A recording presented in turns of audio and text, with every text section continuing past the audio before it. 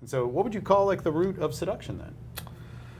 Self-acceptance. Yeah. You know, it's almost like you have to seduce yourself first. It's like you have to figure out, you know, what do you really want? Who are you? What are you really comfortable? Who are you and what are you comfortable doing?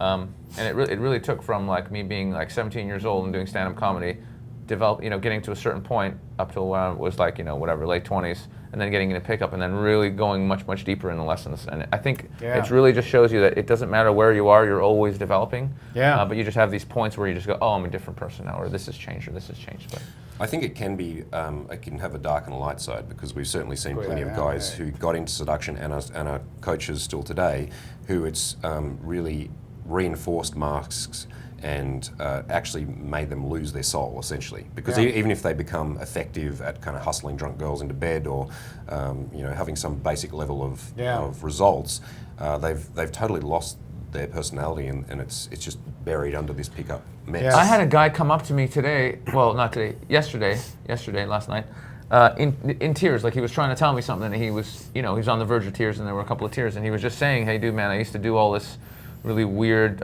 routine-based, indirect shit, and I would get laid, and I'd feel fucking horrible because I wasn't being me. And then I saw your video of you just running around being a dick and just doing your thing, and he said, and just completely, you know, he was crying, telling me this, that he just changed his life, and he just realized he could just go and be himself and just not fucking do all that shit that he didn't like.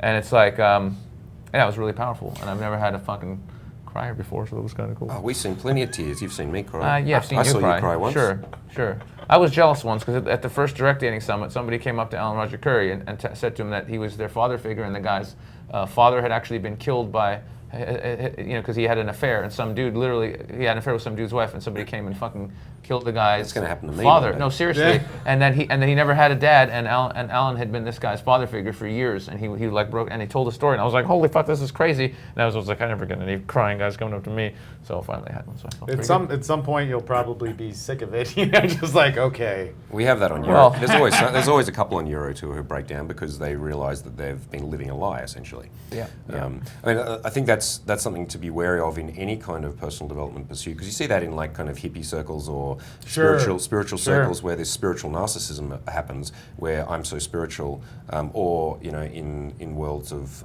personal development where it's like I'm positive, or I'm always effective, and these kinds of things where people layer on top of themselves the modality and the method, and then lose sight of what the point of the method is, which is always to come back to understanding yourself and developing yourself from a deep core internal place. And then if seduction is done well, or personal development is done well, then yeah, it's going to be raw, it's going to be heavy, because you're going to have to face your demons before you step into the light.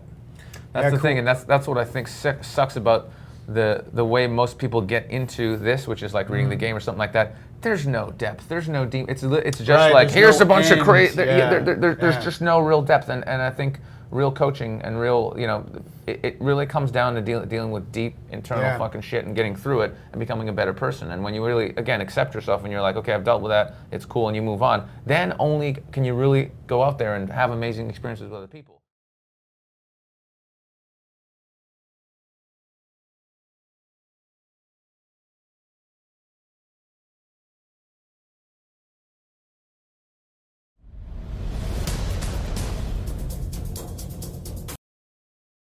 And quite quiet, and just he was just very good at the, you know, sexual pressure and intent, but he had Really big time that something like that.